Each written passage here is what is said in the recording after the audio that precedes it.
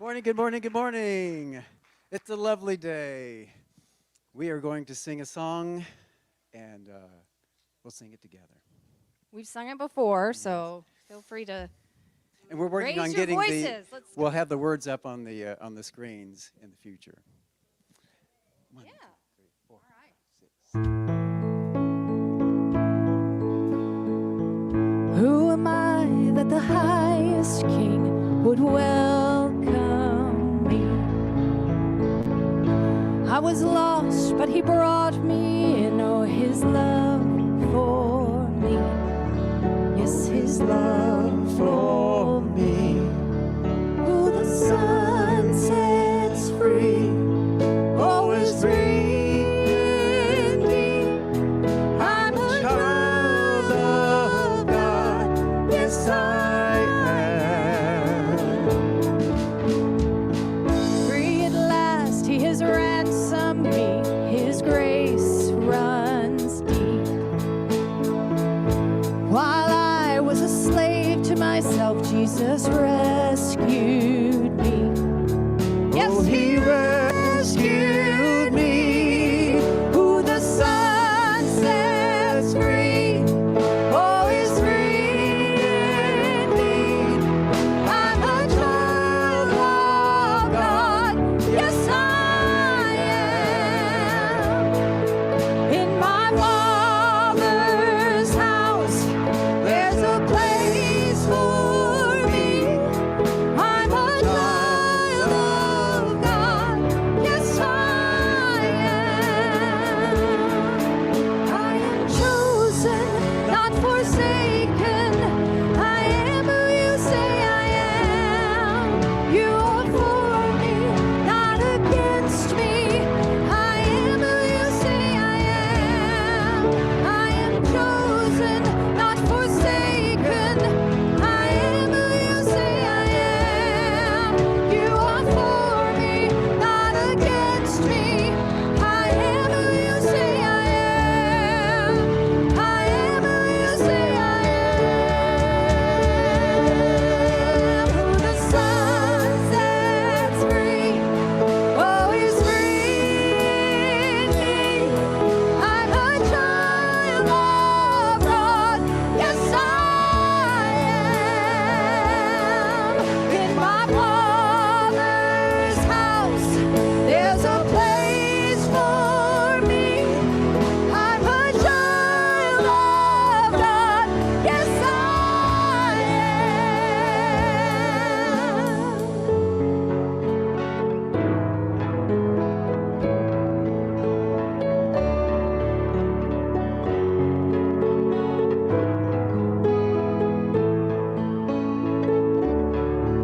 I am chosen, not forsaken.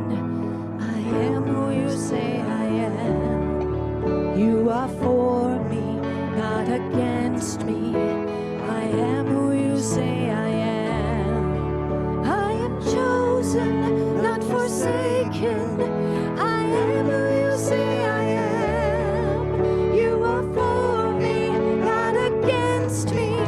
I am who you say I am. I am chosen, not forsaken.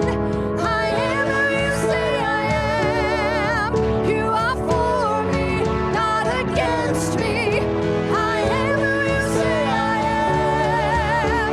I am who you say I am. I am who you say I am. The sun sets free, oh, is free indeed. I'm a child of God. Yes, I am.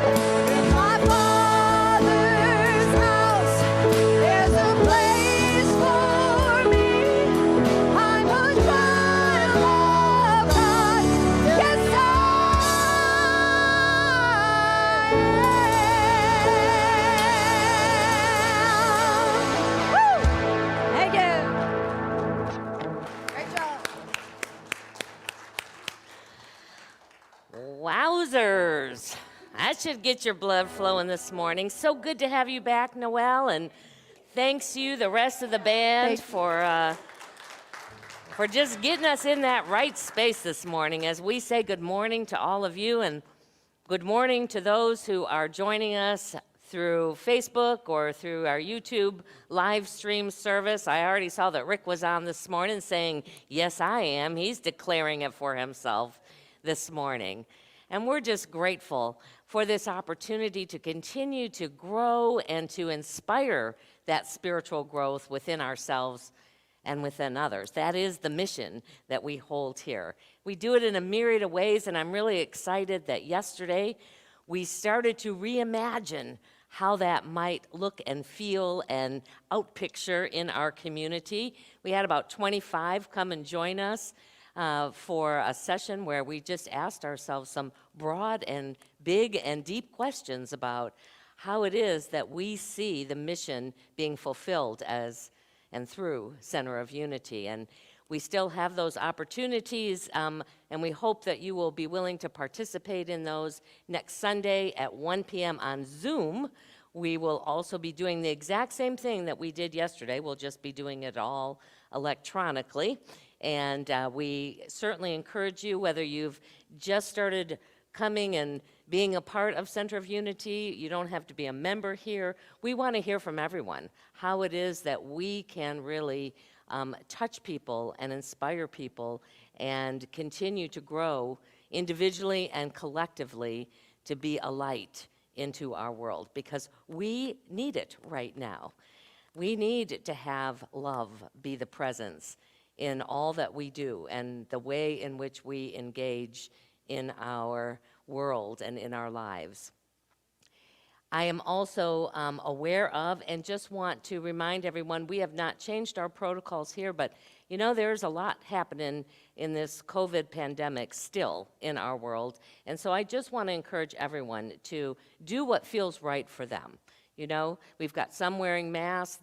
Just because you wear a mask, it doesn't signify whether you've been vaccinated or you haven't been vaccinated.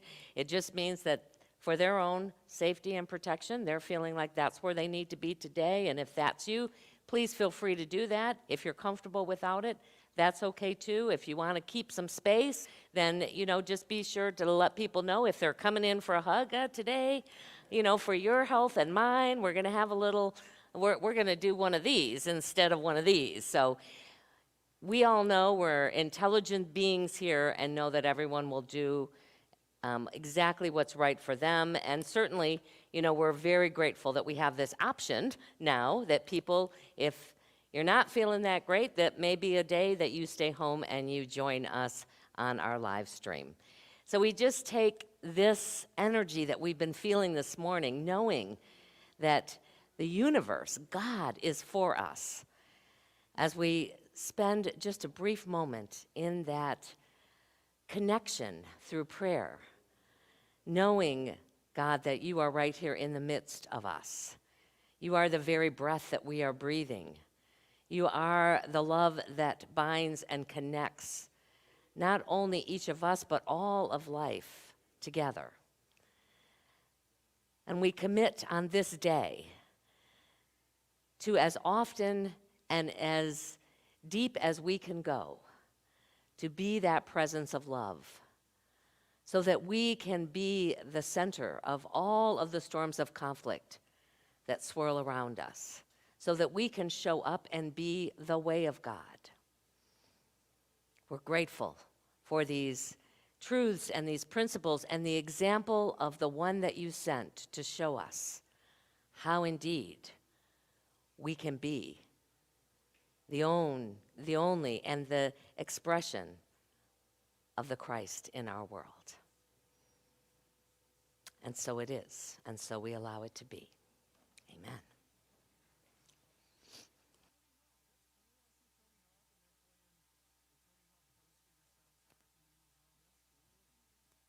Good morning, everyone. Our core value today is joy. We create joy every day in our lives. We choose to be joy-filled, and when we choose our words and our actions. By choosing kind words to answer, we're choosing a path of joy and creating a ripple that goes out into the world. We are creating a joy-filled world. I challenge you to choose joy one time every day. Our principle today is the first principle. There is one presence and one power in the universe, God, the good, omnipotent. Today's daily word is journey. My life's journey begins and ends in the heart of God. I feel excitement at the beginning of a journey, thinking about the adventures, the beautiful sights, and the fascinating people I will find at my journey's end. Even as I look forward to reaching my destination, however, I remain alert, open to the adventures, insights that await the discovery along the way. My faith tells me that my spiritual journey began in the heart of God, long before my human birth. In childhood, I looked outward, longing for the adventures that would become my way on my journey to maturity. Now I journey inward, longing for the spiritual home I never really left. I am learning that even the most ordinary day can become an opportunity to realize the heart of God is present everywhere. From Psalms 121:8, the Lord will keep your going out and your coming in from this time on and forevermore.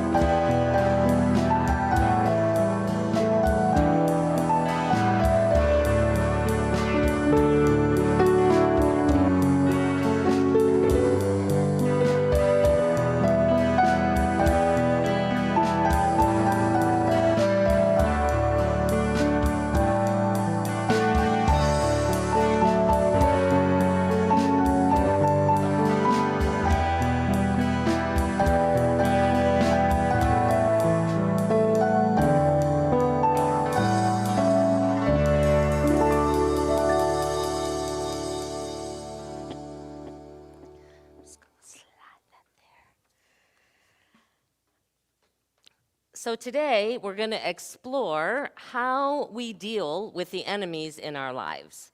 Understanding that when we say that word enemy, we're talking about any situation or any person that looks or feels against us. We started last week with the premise that no one or nothing is against us. We sang this morning, if God is for us, then there is nothing that can be against us. And if we really believe that, if we are willing to have that as a foundational understanding of life, then our focus needs to shift to then understand why it is in this human experience that we're having that it can certainly seem that way. It can certainly feel that way. And then, as a result of that understanding and exploring it, be willing to discover new ways to navigate through the times in our lives when it feels like, when it appears that life is not moving in the direction, is not being for our highest good. Another foundational understanding that we are called to embrace in order to really be able to step into this new way of thinking and navigating things is to realize, and this is a tough one, that conflict is for us. It is there for us. And we can understand it in the way that it is a mirror to each of us of where we are disconnected from our spiritual wholeness, where we are disconnected from being able to show up as our authentic selves.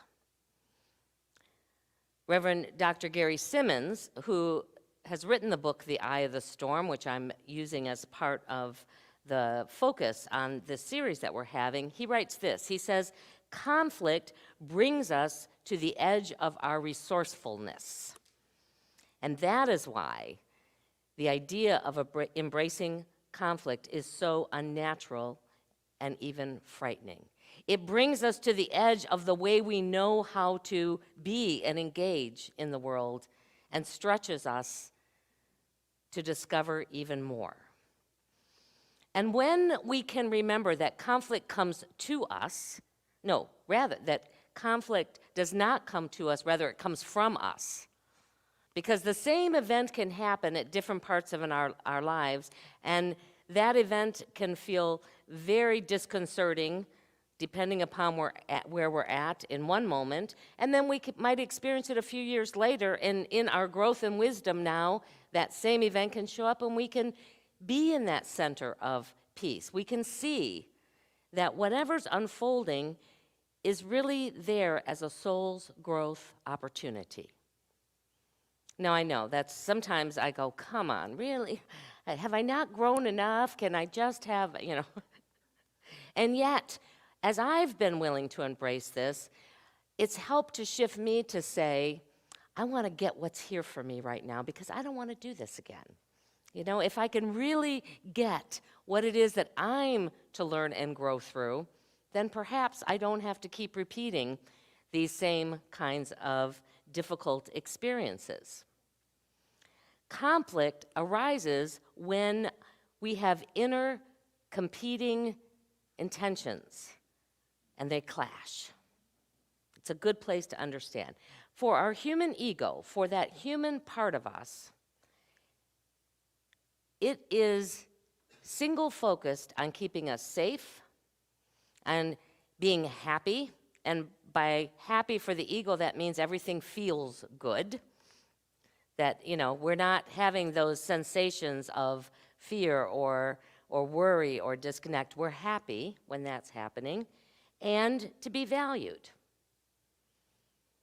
The soul's purpose that also lives within us is always seeking greater opportunities to move into areas of our life where we haven't realized our full potential yet. So you can see that oftentimes that's why there is this conflict even within us when conflict shows up in our lives. When I was younger, and I think I've probably shared this with some of you at different times, I was brought up and believed in that time that the purpose of life was to be successful. Whatever that meant, and for me it meant, having a good career, it meant having a wonderful family, it meant having enough financial resources to do what it is that I wanted to do, that I was admired, that there was fun in life. That was the goal. And I worked hard at that goal. I poured my heart and soul into creating that. In fact, it was difficult to even enjoy any of it because I was so busy creating it that by the end of my 20s, I was making more money than anybody in my family had ever made. I, had all the nice things that anybody could, want. I was successful in what I was doing, and yet realized I don't really feel purposeful, satisfied. I don't know what I'm doing here. This isn't it. When you get to it and you go, well, no, this wasn't really what I thought it was going to be when I achieved all of that. And subsequently, a few years later, I had a soul's awakening, and it took me a long time to figure out how that was going to manifest in my life, but I knew there was a greater purpose. I didn't know what it was, but I knew there was a greater purpose for me being here. I think this is probably true for each of us, that when we can discover what our soul's purpose is, and that doesn't necessarily have anything to do with what we do for a living. It doesn't have anything to do with how much money we have or don't have. None of that really is a benefit or a detriment when we know and when we're living from the place that we came here to live into. And even though my life now, in fact, sometimes looks more difficult and chaotic and not, the outer picture is not this picture of bliss for others. There is a sense of bliss that lives within me because I know I'm doing exactly what I'm supposed to be doing. Doesn't make it any easier, but yet there is, I don't even know how to describe it. There's a satisfaction that cannot be gained any other way. I think this is true for each of us. Whatever that is, we know it. When we just feel we are on purpose and in alignment with exactly the way we have designed and been called to come into this life. And this is why we are called to ultimately begin to realize and make friends with conflict. The enemies that show up in our lives could be our bodies, could be an illness, could be a colleague who throws us under the bus, could be a loved one making poor choices in their life, at least from our perspective. It could be a divorce, it could be death, it could be a myriad of things that disrupt the peace that we were experiencing.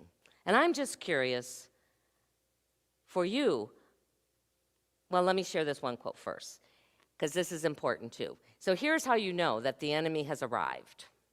You know that you are in relationship to an enemy when your first inclination is to try and control the situation, or to be right, or, and I will probably put and, this is a quote from him, but I would probably say, and you want to make the other person wrong. You know you've engaged. You are swirling out there in the storm with them. So we know we can recognize when we're with the enemy, but I'm curious for you, and I want those, I see there's a number of people out there online with us, so you can type it in the comments, and I'm going to ask you, just one word, how do you deal with the enemies that show up in your life? One word. A sentence. How do you do it?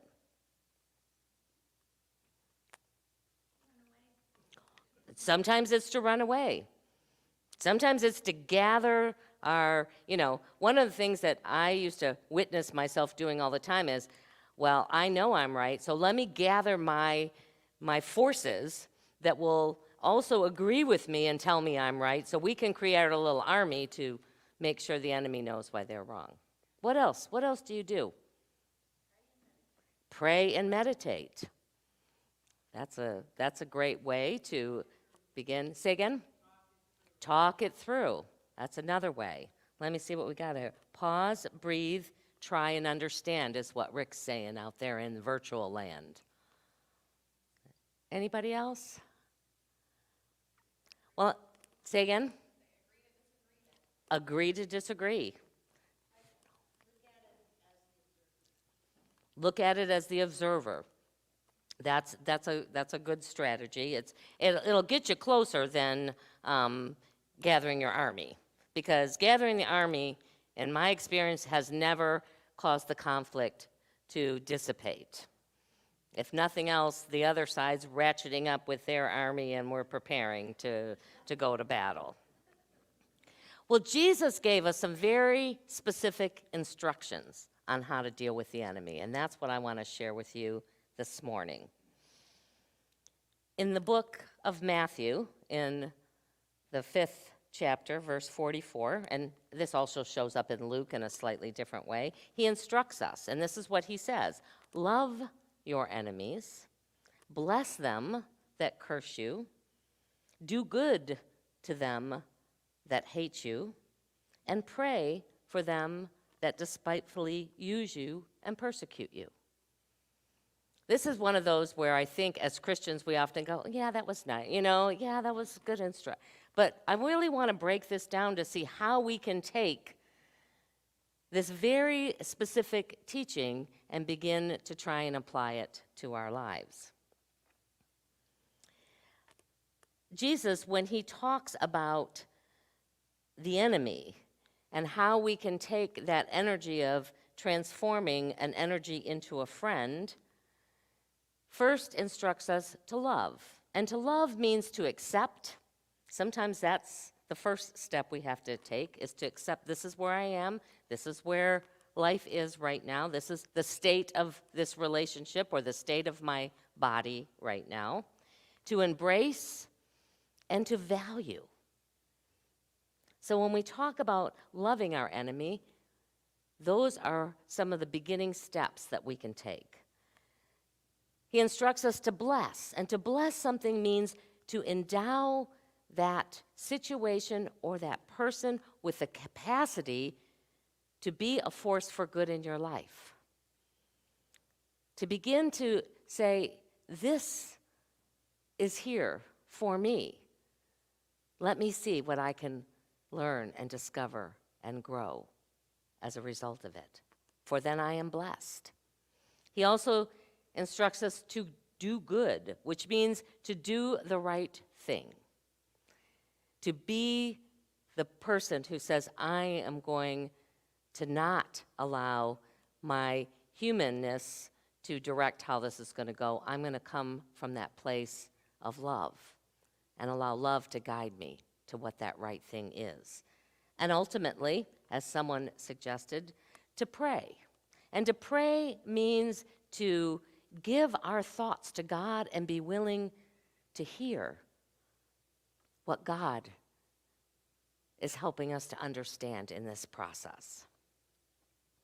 We can love the enemy when we accept it's here for us. When we can begin to understand that it's mirroring to us, it is a mirror in our face of those places where we are not, in that moment at least, but perhaps it's more than that moment, connected to our wholeness. If we knew in that moment that nothing can be against us, then we don't have to engage and we can love the other person because we know it's not about us. It's about their own struggle to connect with their wholeness. And we can see that this is another avenue which I can fulfill my soul's purpose.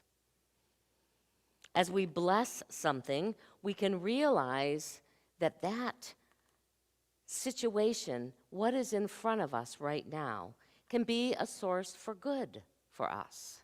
To act as a blessing is an expression of faith. It is to say, beyond this, I know. And we know this as people who have been on this planet for a while. You know, in hindsight, you can oftentimes look at something that was horrible when you were going through it to say, and yet, this got me to this place. If it weren't for that unfolding in my life, I don't know if I could be in the space I'm in right now. One of the things that I really like to do when I'm in this process of really trying to shift my internal state of being and be able to begin to acknowledge that this could be a blessing for me is something that came out of the Keys to the Kingdom course. And I don't know if any of you have ever taken it, but it's a great affirmation that helps me move into a space where I can begin to know that this is here for me. And it goes like this. It says, this too is good. This too is God. This too is for me. And I demand to see the blessing in it. And it actually works better if you go, and I demand, get your whole thing into it. So I'm going to ask you, if you can think of something right in this moment, bring it to your mind's eye, and be willing to say with me, if you want to stand up to do this to get the full energy, you can sit if you want, but we're going to do this together. We're going to do it twice together. So you got something that you're thinking of? All right, and I want you to say to whoever that person is, whatever that situation is, ready? Here we go. This too is good. This too is God. This too is for me, and I demand to see the blessing in it. Let's do it one more time. This too is good. This too is God. This too is for me, and I demand to see the blessing in it. It works. It truly does if you can remember to do it as close to the moments as you can. And then out of that, you can begin to see how that could possibly be a truth. Then Jesus tells us the third step in dealing with the enemy is to do good, even to those who hate you. The last thing that most of us want to do when someone treats us badly is to do good. That's not the typical go-to response from our human nature. His or her treatment is all the proof that we need that they don't warrant good, something good from us. But as Reverend Gary reminds us, you first must be willing to see that this person's hatred is not about you. We want to make everything about us, but most of the time, what other people are doing and saying is not about you, even if it's directed to you. It's about what's missing in that relationship or in their life at that moment. It's about sometimes what you said or did, or you didn't say or you didn't do, but it's about what's missing for them, what they're needing in that. It's not about you. It's about their attempt to find love and to find peace, even if it's a misguided attempt. And that's been true for all of us too. When we're doing something that seems that it is causing chaos and conflict in our lives, it is not about them. It is about us and our desire and our attempt to fill the needs that we have. Doing the right thing means letting go of needing to be right and refocus our attention of how can I be an avenue through which God's love, God's peace flows into that relationship. Sometimes, and my daughter will attest to this, just saying, oh yeah, you're right. Especially when it's the small stuff. You know, we tend to just argue even when it doesn't really matter. Is this, and that's another question, is this really going to matter 5 years from now? Well, if it's not, let me let it go. You're right. I apologize. I regret that, you know, I wasn't able to do or say or be the support that you needed in that moment. And as soon as you say that, to say, I was wrong, phew, the energy, the winds are very difficult to keep stirred up. And it begins, and you know, it's going to be unique and different for each of us. What's the right thing to do in this situation? What's the right thing for me? We can always come up with pretty easy answers about what's the right thing for the other person to do in this situation, but to ask ourselves, what's the right thing for me to do in this situation? Because we have to begin to see it from this big, broader perspective. You know, Jesus also reminded us in Matthew that what a man profited, and profited might mean you were right, you got your way, you won the battle, if he shall gain the whole world and yet you lose his own soul. What have you gotten? What have you really, truly won? You don't lose anything by doing the right thing. It may not give you the same level of ego satisfaction. However, the reward that you get will last for an eternity. And finally, Jesus tells us to pray.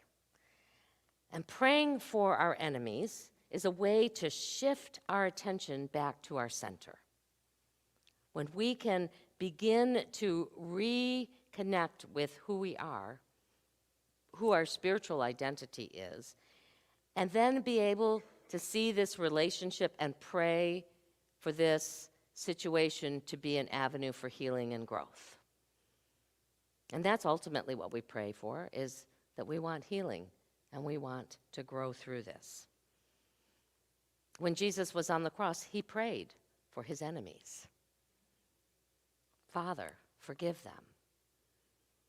And then he added, for they know not what they do. His prayer was a way that he could free his own journey from judgment. He could free himself from condemnation of others, or experience himself as a victim in all of this. And his resurrection was possible because he released all thought, all human thought of fear or limitation or bondage. In that prayer, he was able to release it all. And that's the opportunity that prayer offers for each of us. When you pray for your enemies, you lift yourself and the situation into the peace and the serenity, the very essence of God that's always present in every storm, in every conflict. You know, Gary shared in his book, and he's a martial artist, so if you're reading the book, you'll get a lot of examples of how this also shows up in the martial arts that he's practiced for all of his life. But there is a Chinese saying that he shares, embrace tiger, return to mountain. This was a very fundamental teaching in ancient Chinese theology.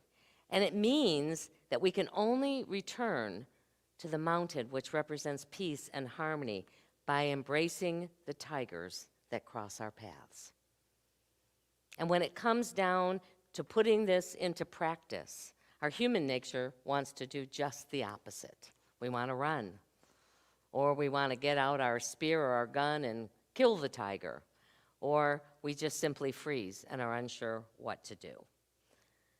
But we know that if we can be willing to stand and embrace and bless and pray for and love, then we have the opportunity to experience life through the eyes, through the heart, and through the love that is the God presence everywhere.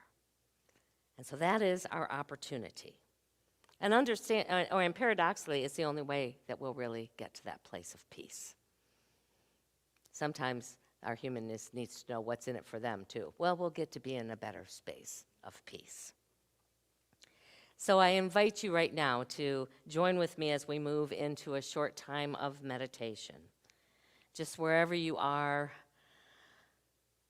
breathe into this moment. Get comfortable as you can wherever you're sitting. Perhaps close your eyes or just focus on some point in the room so that your attention now is turned inward. And your attention is now aware of the breath that's always there breathing us, when most of the time we aren't even aware of it. It is the same way that God is always present, walking this journey with us, even in those times where we're not consciously aware of it. And as you breathe into this moment, feel a sense of relaxation falling over your entire being. Body, mind, and spirit.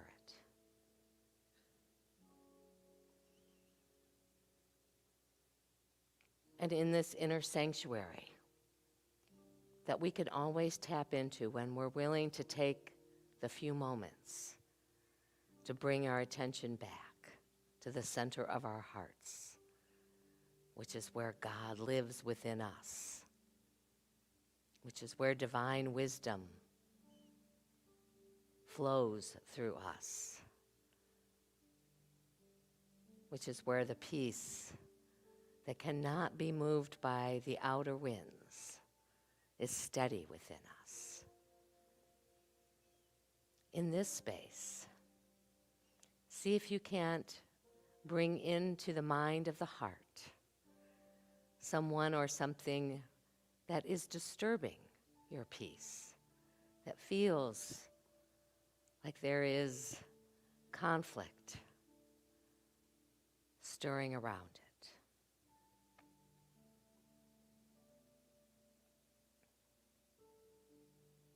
Now see if you can't love that in this moment. To send that enemy divine love that loves for the sake of loving.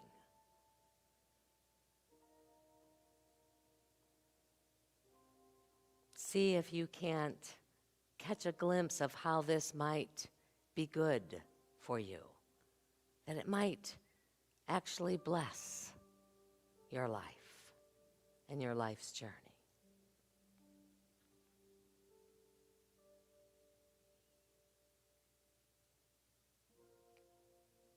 Ask yourself, from this highest place of wisdom, what is the right thing that I could do to bring greater love and peace and joy into this relationship?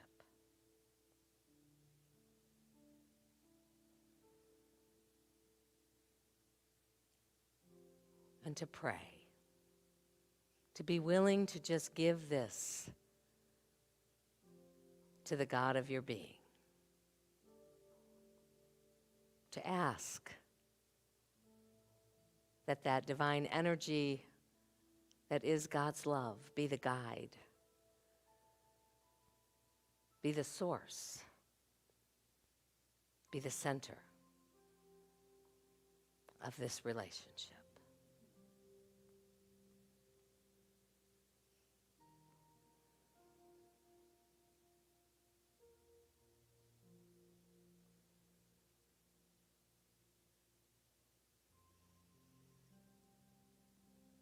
And as you become aware of your breath once again, aware of your body, aware of the thoughts floating through your mind, take this moment of peace and allow it to flow through you this day and in the days to come. And when you find yourself being pulled and tossed about in the midst of conflict, know that you can return. You can return to the mountain of peace and let it be what supports, what loves, what grows you through even this, so that you can see its intimate and wonderful goodness, so that it can be the vehicle from which you have come to be the way of God. And feel that sense of deep and abiding joy and peace of being on purpose, on your soul's purpose in this journey. And whenever you are ready, you can open your eyes and celebrate this possibility for every conflict that arises.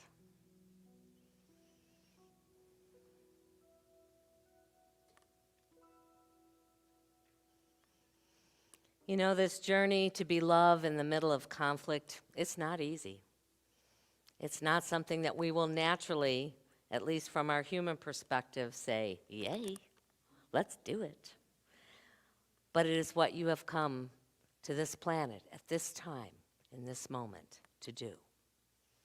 It's not easy, but it's worth it.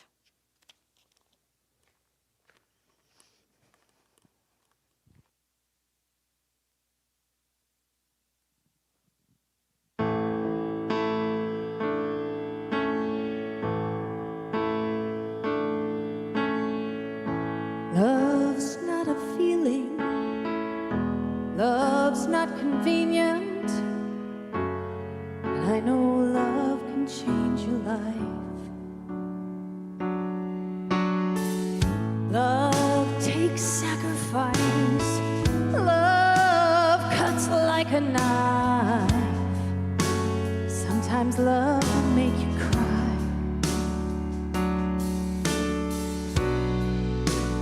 Love's not easy, but it's worth it.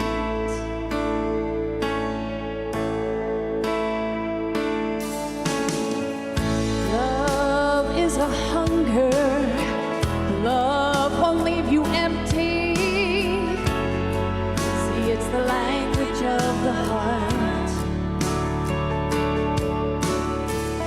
Love can steal your pride. Love won't let you hide. It takes everything you've got.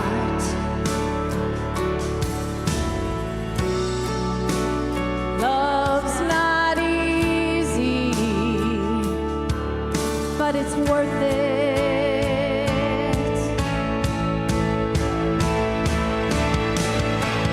What you gonna do when the bottom falls out and you're left with nothing but your fear and your doubt to hold to?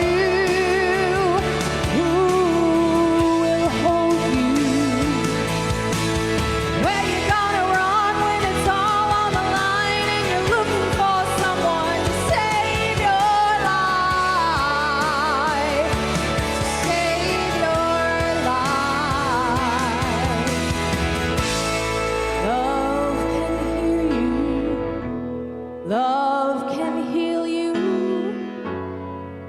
if you let it inside. Oh, remember now, love's not easy, but it's worth it.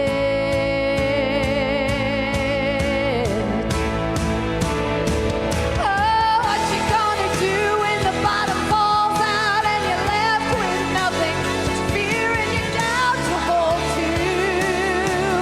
Who's gonna hold you? Oh, where you gonna go when it's all on the line and you're looking for someone to save your life? Save your life. Love can hear you. I know love can heal you, but you gotta let it inside. Oh, remember now, love's not easy, but it's worth it.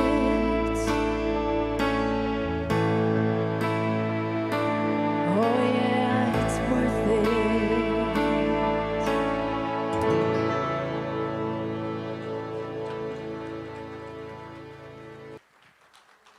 Thank you.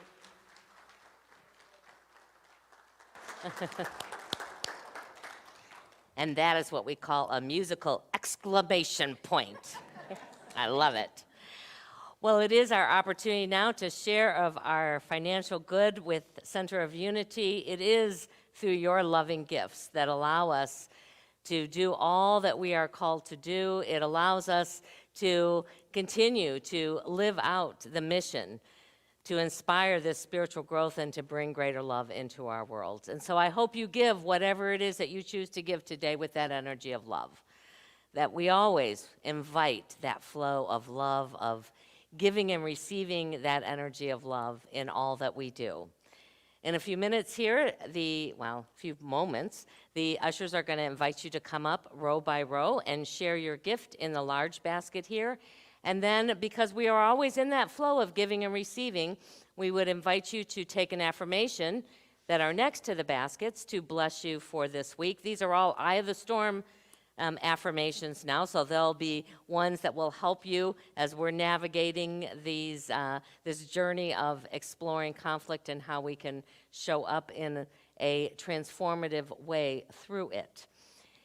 And even if you give electronically, or this is not your Sunday to share, we still want you to come and feel that energy and know that you are in that flow of giving and receiving. So you can either just place your hand over the basket and bless it and add your loving energy to it, or there are some cards that you'll find in the pews in front of you that say, I give electronically. If that feels better, you can bring that up and put it in the basket.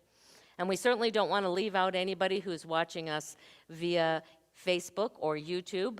We would invite you to go to our centerofunity.org webpage. If you go to the Give button, there's an opportunity for you to share there. And then if you scroll down, you will see a bunch of pictures of different affirmation possibilities. Just pick the one that's speaking to you, and you will receive your affirmation for this week. So join with me as we hold these in our hands and in our hearts and bless these gifts together. Divine love, as me, blesses and multiplies all that I give, all that I receive, and all that I am.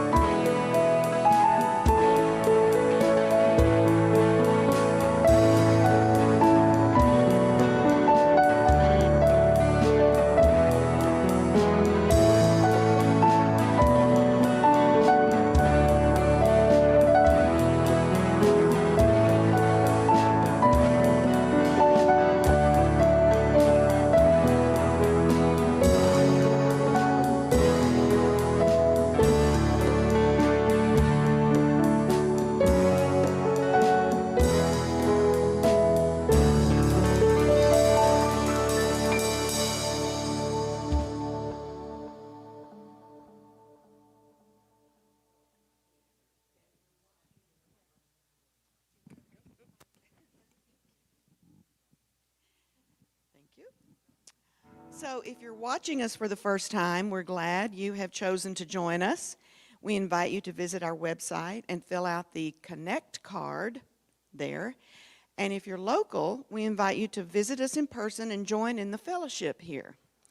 If you're visiting us in person for the first time, we ask you to complete a visitor card that you'll find in the pew in front of you, and just drop it in the basket as you leave, or leave it at the visitor desk in the lobby. And we just welcome all of you so much. Now we're going to give our appreciation to all of those who attended the workshop yesterday. our Reemerging and Reimagining workshop, and thank you so much for your contribution. We had a great turnout and some creative ideas regarding the direction of our church, and we're just grateful for all those who took the time to attend. So please join me. We love you, we bless you, we truly appreciate you, and we behold the Christ in you. Namaste. Here's what's coming up at Center of Unity. Join us when we discuss the daring diamond heist that goes horrifically wrong and threatens everything and everyone Bug holds dear in the book Blacktop Wasteland by S.A. Cosby. Gather with your community online on Sunday, August 1st, as we dive deeper and explore the possibilities of our transformation together. You don't have to be a member to attend. We want to hear from everyone. It's important that you're involved. This is the last week to take advantage of our biggest discount ever. We're offering Tree of Life plaques at a 50% discount. Stop by the tree today and read some of the inscriptions. What will yours say? Contact Mary Salerno or the church office for more info. We have a variety of online classes available each week. Visit centerofunity.org for more info. There are multiple ways you can make a donation to Center of Unity. You can drop your donation off at the church, mail it to our P.O. Box, visit our website, use the COU or Venmo app, or you can use text to give. Your continued support is greatly appreciated. All right, yeah. Okay, so let's all stand together and end our service with a peace song, please.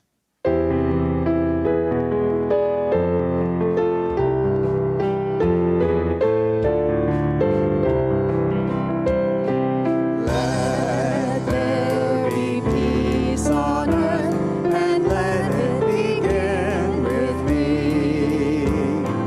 Let there be peace on earth, the peace that was meant to be, with God as our Father, family all are we.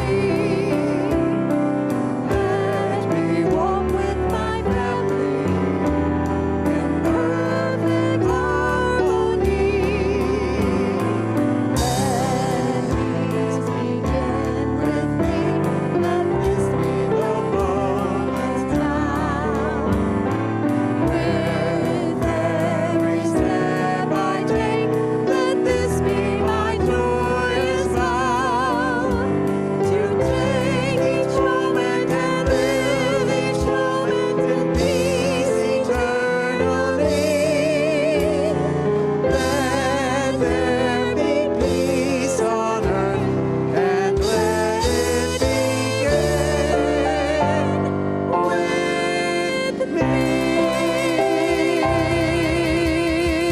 me. And it begins with me every time I remember to love, to bless, to do good, and to pray for all of what's happening in my world. And we know as we go, the prayer for protection is always walking this journey with us. Let's speak it together. The light of God surrounds us. I am the light of God. The love of God enfolds us. I am the love of God. The power of God protects us. I am the power of God. The presence of God watches over us. I am the presence of God. Wherever we are, God is, and all is well. Have a beautiful week, everyone.